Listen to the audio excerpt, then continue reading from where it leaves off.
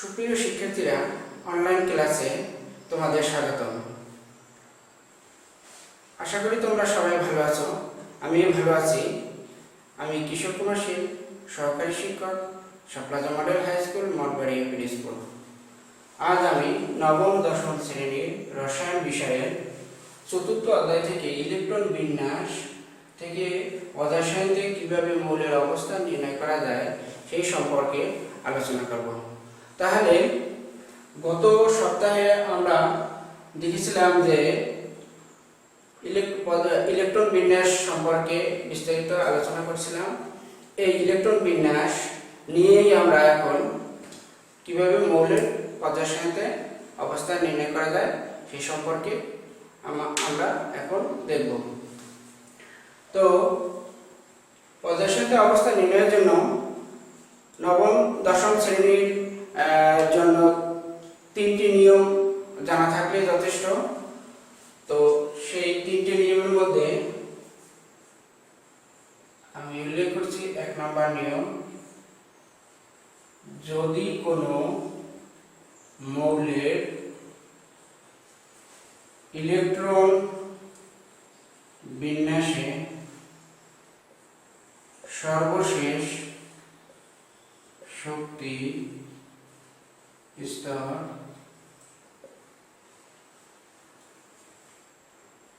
শুধুমাত্র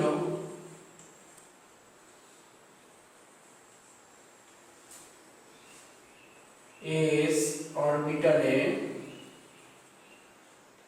যায়, তাহলে ওই s অরবিটালে যে কয়টি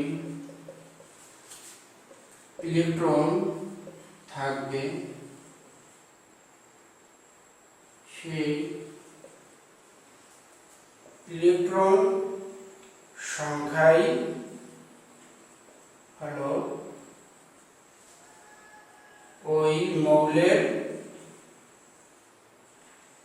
গ্রুপ নম্বর এবং সর্বশেষ শক্তি স্তর হলো ওই মৌলের পর্যায় নম্বর। যেমন হাইড্রোজেনের পারমাণবিক সংখ্যা 1, এর ইলেকট্রন বিন্যাস অনিসন। তাহলে এই হাইড্রোজেনের ইলেকট্রন বিন্যাস অনিসনের এর শক্তি স্তর হলো 1, অর্থাৎ হাইড্রোজেনের পর্যায় নম্বর হলো 1 এবং s অরবিটালে ইলেকট্রন সংখ্যা কত? 1টি। তাহলে গ্রুপ নম্বর হবে 1। আবার আরেকটি উদাহরণ দেখা যায়, যেমন লিথিয়াম। লিথিয়ামের পারমাণবিক সংখ্যা কত? 3। এর ইলেকট্রন বিন্যাস হবে 1:2s1। তাহলে সর্বশেষ শক্তি স্তর কত? 2। তাহলে সূত্র অনুযায়ী আমরা পর্যায় নম্বর বের করতে পারবো। এর পর্যায় নম্বর হবে 2 এবং s অরবিটালে ইলেকট্রন সংখ্যা কয়টা? 1টি। তাহলে এর গ্রুপ নম্বর হবে 1।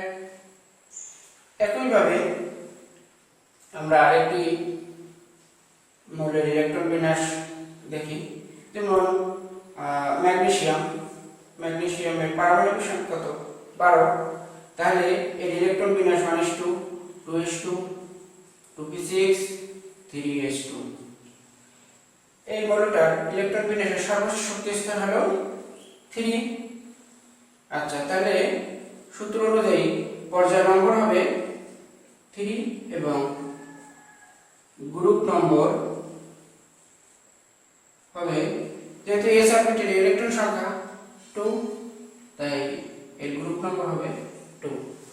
আশা করি তোমরা নিয়ম 1 বুঝতে পেরেছো। এখন আমি 2 নম্বর নিয়মে যাব।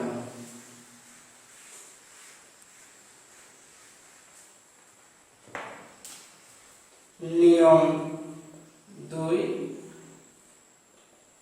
যদি কোনো মৌলের ইলেকট্রন বিন্যাসে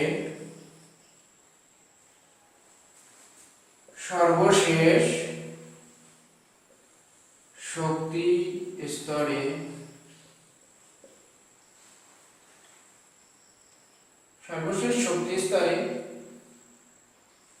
s ও p অরবিটাল থাকে, তাহলে s ও p অরবিটালে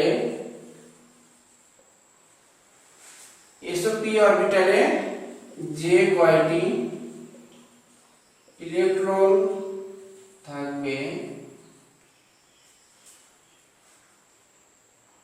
সেই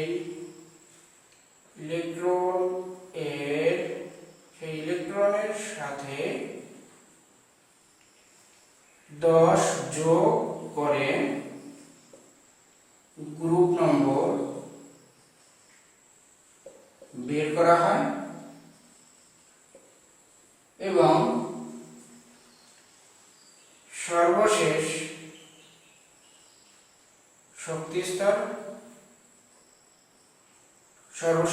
স্তর হবে ওই মৌলের পর্যায় নম্বর। যেমন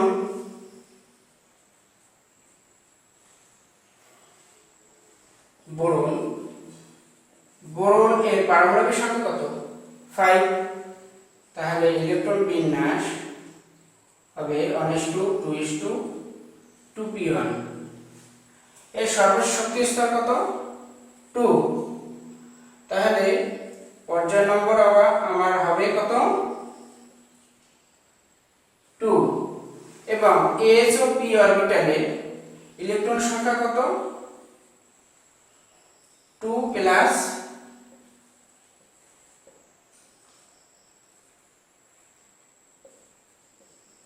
গ্রুপ নম্বর হবে কি, এখানে যে দেওয়া আছে যে s ও p অরবিটালে যে কয়টা ইলেকট্রন আছে, তাহলে s ও p অরবিটালে কয়টা ইলেকট্রন আছে? s এ আছে 2টি, p তে আছে 1টি এবং এর সাথে 10 যোগ করতে হবে। তাহলে 10 যোগ করো, তাহলে কত হয়?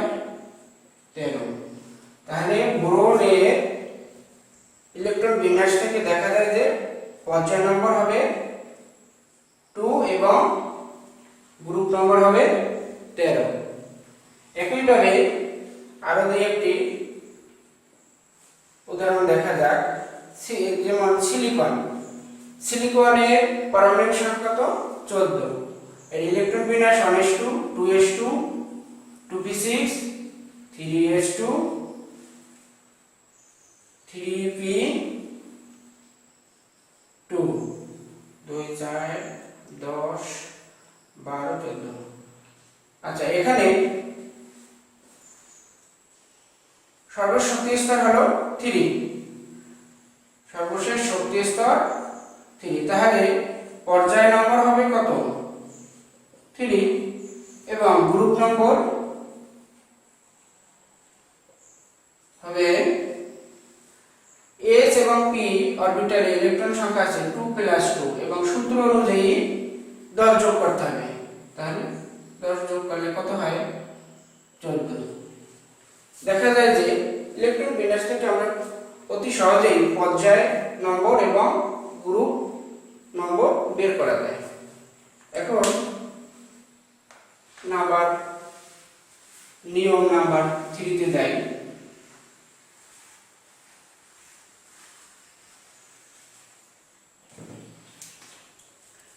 যেমন নিয়ম 3 হলো, যদি কোনো মৌলের ইলেকট্রন বিন্যাসে সর্বশেষ শক্তি স্তরে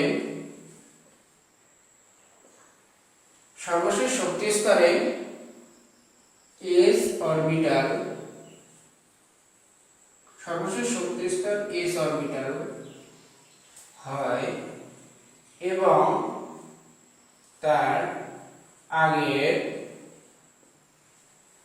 শক্তি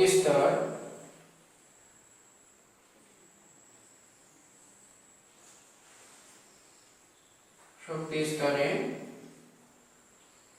d অরবিটাল, সর্বশেষ শক্তি স্তরে s অরবিটাল হয় এবং তার আগের শক্তি স্তরে d অরবিটাল হয়।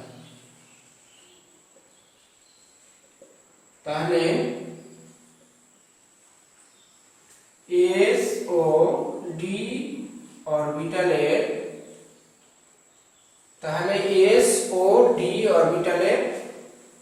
মোট ইলেকট্রন সংখ্যাই হলো ওই মৌলের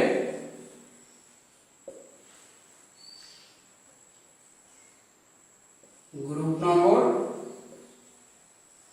এবং সর্বশেষ শক্তি স্তরটি হবে ওই মৌলের পর্যায় নম্বর। তাহলে আমরা দুই একটি উদাহরণ দেখা যাক। যেমন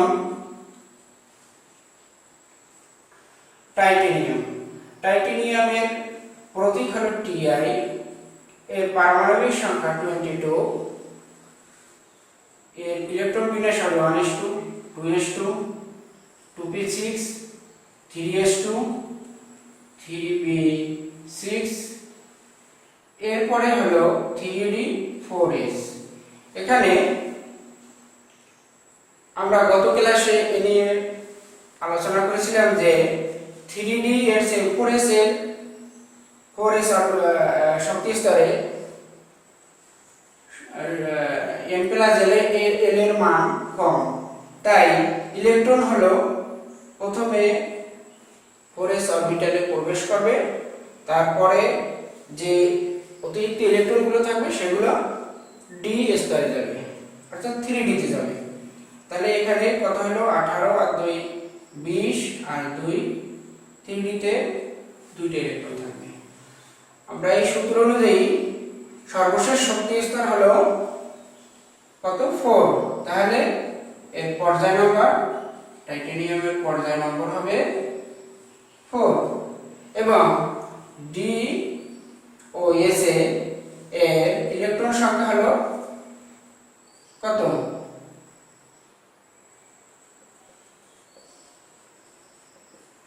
2 প্লাস 4। যেহেতু এখানে আমার যে সূত্র অনুযায়ী দেওয়া আছে যে s ও d অরবিটালে মোট ইলেকট্রন সংখ্যাই হলো গ্রুপ নম্বর, তাহলে s এবং d এর ইলেকট্রন সংখ্যা হলো 2 এবং d তে হলো 2 এবং s হলো 2, তাহলে গ্রুপ নম্বর হবে 2 প্লাস 2 সমান 4।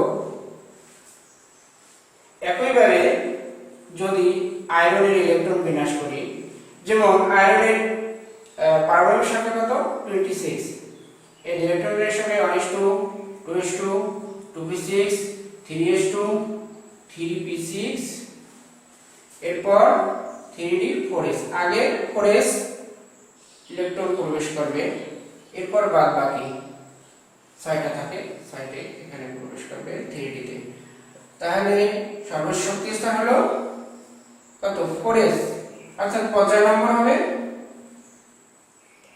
4 এবং d ও s এর ইলেকট্রন সংখ্যা হলো 2 প্লাস 6 সমান কত 8। তাহলে আমরা নিয়ম 1, 2, 3 ব্যবহার করে অতি সহজেই কোনো মৌলের ইলেকট্রন বিন্যাস থেকে মৌলের পর্যায় সারণীতে কিভাবে স্থান দেওয়া হয়েছে সেটা আমরা নির্ণয় করতে পারব। তো তোমাদের একটি বাড়ির কাজ দেই, বাড়ির কাজ হলো পারমাণবিক সংখ্যা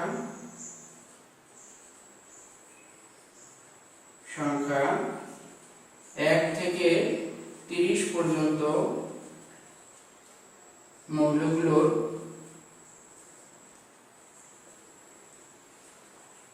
পর্যায় সারণীতে অবস্থান নির্ণয় করুন। স্কুল খোলার পরে তোমাদের সংশ্লিষ্ট শিক্ষককে এই বাড়ির কাজটি দেখাবে।